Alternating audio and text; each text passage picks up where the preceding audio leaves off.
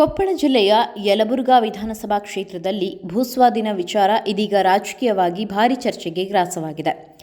ಕಾಂಗ್ರೆಸ್ ಶಾಸಕ ಬಸವರಾಜ ರಾಯರೆಡ್ಡಿ ಅವರು ರೈತರು ಯಾವುದೇ ಕಾರಣಕ್ಕೂ ಜಮೀನು ನೀಡಬಾರದು ಎಂದು ಮನವಿ ಮಾಡುತ್ತಿರುವ ಬೆನ್ನಲ್ಲೇ ಅವರ ಆಪ್ತರೆಂದು ಹೇಳಲಾಗುತ್ತಿರುವ ಎಸ್ಆರ್ ನವಲಿ ಹಿರೇಮಠ್ ರೈತರೊಂದಿಗೆ ಜಮೀನು ಖರೀದಿ ಕುರಿತು ಮಾತುಕತೆ ನಡೆಸಿರುವ ವಿಡಿಯೋಗಳು ವೈರಲ್ ಆಗಿದೆ.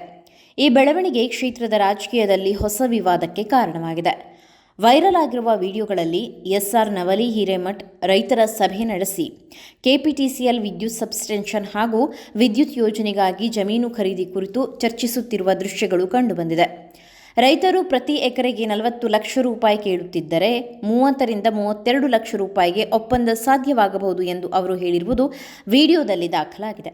ಅಲ್ಲದೆ ಕೆಪಿಟಿಸಿಎಲ್ ವ್ಯವಸ್ಥಾಪಕ ನಿರ್ದೇಶಕರು ಹಾಗೂ ಐಎಎಸ್ ಅಧಿಕಾರಿಗಳ ಹೆಸರನ್ನು ಉಲ್ಲೇಖಿಸಿ ರೈತರನ್ನು ಒಪ್ಪಿಸುವ ಪ್ರಯತ್ನ ನಡೆಸಿರುವ ಆರೋಪವೂ ಕೇಳಿಬಂದಿದೆ.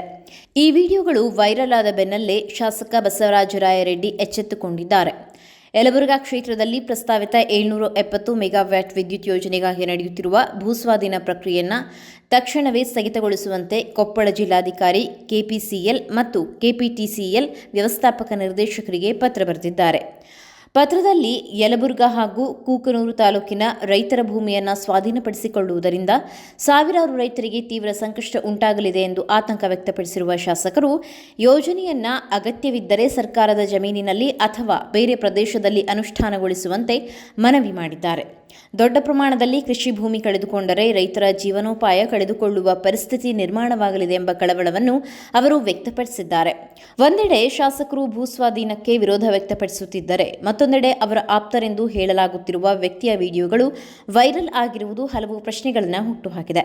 ಈ ಪ್ರಕರಣಕ್ಕೆ ಸಂಬಂಧಿಸಿದಂತೆ ರಾಜಕೀಯ ವಲಯದಲ್ಲಿ ಆರೋಪ ಪ್ರತ್ಯಾರೋಪಗಳು ತೀವ್ರಗೊಂಡಿದ್ದು, ವೈರಲ್ ವಿಡಿಯೋಗಳ ಸತ್ಯಾಸತ್ಯತೆ ಹಾಗೂ ಭೂಸ್ವಾಧೀನ ಪ್ರಕ್ರಿಯೆ ಕುರಿತು ಮುಂದಿನ ದಿನಗಳಲ್ಲಿ ಯಾವ ಬೆಳವಣಿಗೆಗಳು ನಡೆಯಲಿದೆ ಎಂಬುದರತ್ತ ಎಲ್ಲರ ಚಿತ್ತ ನೆಟ್ಟಿದೆ.